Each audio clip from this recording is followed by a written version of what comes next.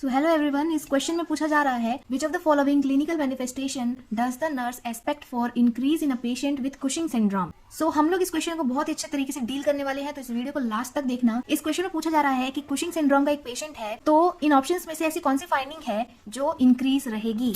Option 1 है serum potassium, option B है glucose level, option C urine output, option D immune response.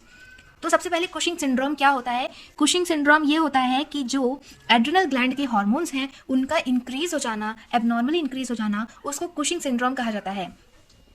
तो ये है हमारा एड्रिनल ग्लैंड। ये ब्लू पोर्शन को कहते हैं एड्रिनल कॉर्टेक्स और जो बीच का येलो पोर्शन है उसको कहते हैं एड्रिनल मेडुला। इनमें से 3 लेयर होती है GFR, ग्लोमेरुलोसा, फेसिकुलाटा, रेटिकुलारिस। तो ये 3 लेयर होती है। इसको हम लोग शॉर्ट फॉर्म में याद कर सकते हैं कि गर्लफ्रेंड फरार। तो ये लेयर्स होती है। इसमें से जो ग्लोमेरुलोसा की लेयर होती है उससे रिलीज होता है मिनरलोकॉर्टिकॉइड्स। जो फेसिकुलाटा लेयर होती है उससे निकलता है, सीक्रेट होता है ग्लूकोकॉर्टिकॉइड्स। और ग्लूकोकॉर्टिकॉइड्स में 3 हार्मोन होते हैं, कॉर्टिजोन, कॉर्टिजोल, कॉर्टिकोस्टेरॉइड। इन तीनों हार्मोन का एबनॉर्मली बढ़ जाना कुशिंग सिंड्रोम कहलाता है और इन तीनों हार्मोन का घट जाना एडिसन डिजीज कहलाता है। तो आई होप आपको इतना क्लियर है। अब हम आगे और समझेंगे।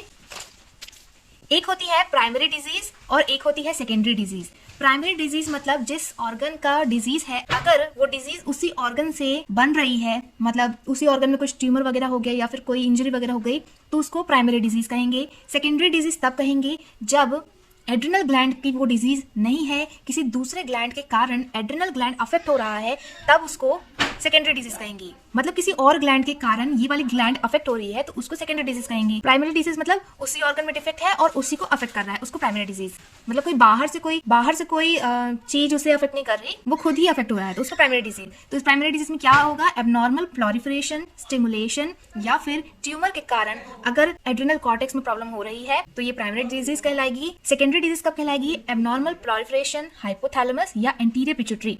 इन दोनों ग्लैंड्स में, हाइपोथैलेमस और एंटीरियर पिट्यूटरी से ही हार्मोन्स निकल के वो एड्रिनल ग्लैंड को स्टिमुलेट करते हैं इसके हार्मोन्स निकालने के लिए। इसलिए अगर हाइपोथैलेमस या एंटीरियर पिट्यूटरी में कोई भी प्रॉब्लम हो रही है, उसके कारण अगर एड्रिनल ग्लैंड को अफेक्ट हो रहा है तो उसे सेकेंडरी डिजीज कहेंगे। तो प्राइमरी डिजीज में क्या था, प्राइमरी डिजीज में मेनली स्टेरॉइड हार्मोन का इंक्रीज होता है। आप नीचे मत देखना, भी मैं बता रही हूँ। प्राइमरी डिजीज में स्टेरॉइड्स इंक्रीज होता है और सेकेंडरी डिजीज में ACTH जो हार्मोन होता है वो इंक्रीज होता है। क्या होगा, मोर स्टिमुलेशन शुड बी जनरेटेड। तो अब जब इसमें एबनॉर्मल प्रोलिफरेशन होने लगा हाइपोथैलेमस और एंटीरियर पिट्यूटरी में, तो वो क्या करेगा, वो एड्रिनल ग्लैंड को बोलेगा कि ज्यादा से ज्यादा ACTH रिलीज करवाओ। उसके कारण क्या होगा कि वो एड्रिनल ग्लैंड से ज्यादा ACTH, एड्रिनोकॉर्टिकोट्रोपिक हार्मोन रिलीज करवाएगा, जिसके कारण इसका लेवल इंक्रीज हो जाएगा। और इसमें प्राइमरी डिजीज में क्या होगा, प्राइमरी डिजीज में ACTH का लेवल डिक्रीज रहेगा क्योंकि स्टेरॉइड का लेवल यहाँ पे इंक्रीज रहेगा। जैसे एड्रिनल ग्लैंड से ही स्टेरॉइड्स प्रोड्यूस होते हैं, कॉर्टिजोल, कॉर्टिजोन, ये सब रिलीज होते हैं, वो स्टेरॉइड्स हैं। जिस किसी भी ग्लैंड में ट्यूमर होता है तो उसमें जो भी हार्मोन्स वगैरह रिलीज होते हैं वो बढ़ जाते हैं, एबनॉर्मली वो उनका सिक्रेशन होने लगता है, इसलिए स्टेरॉइड यहाँ बढ़ गया। अब स्टेरॉइड यहाँ पे ऑलरेडी बढ़ गया तो वो हाइपोथैलेमस को क्या कहेगा कि तुम अपना फंक्शनिंग बंद करो, मेरे पास ऑलरेडी बहुत सारा है स्टेरॉइड। तो इसीलिए हाइपोथैलेमस से जो ACTH जो निकल रहा था, सीक्रेट हो रहा था, वो कम हो जाएगा उसका लेवल। तो ये एक नेगेटिव फीडबैक के कारण ये सब हुआ। और सेकेंडरी डिजीज में क्या होता है, ACTH इंक्रीज ACTH है और ACTH ही स्टेरॉइड्स को सिक्रेशन इंक्रीज कराता है। तो यहाँ पे ACTH भी इंक्रीज, स्टेरॉइड भी इंक्रीज। यहाँ पे स्टेरॉइड इंक्रीज, इसके कारण नेगेटिव फीडबैक के कारण ACTH डिक्रीज। तो ये हमारा क्लियर हो गया। अब हम लोग स्टेरॉइड के बारे में कुछ और चीजें जानेंगे कि स्टेरॉइड का फंक्शन क्या होता है। तो जो स्टेरॉइड होते हैं, हार्मोन्स होते हैं, उनका मेन फंक्शन क्या है कि वो सोडियम और वाटर का रिटेंशन करा देता है, वो बॉडी में ही उन्हें रोक के रखता है। सोडियम का रिटेंशन मतलब सोडियम का बॉडी में ज्यादा लेवल, मतलब हाइपरनेट्रीमिया।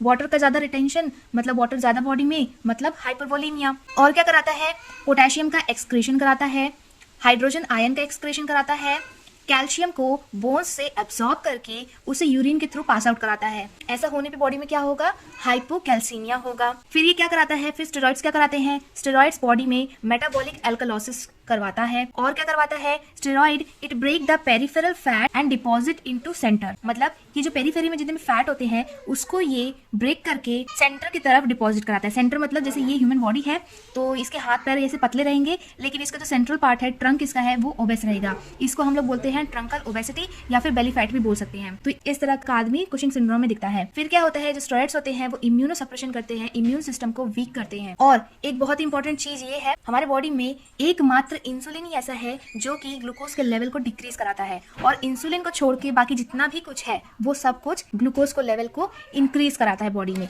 सो हम लोग लास्ट में ये लिखेंगे, all hormones increase blood glucose level except insulin. तो ये था ओवरऑल स्टेरॉइड हार्मोन और कुशिंग सिंड्रोम के बारे में।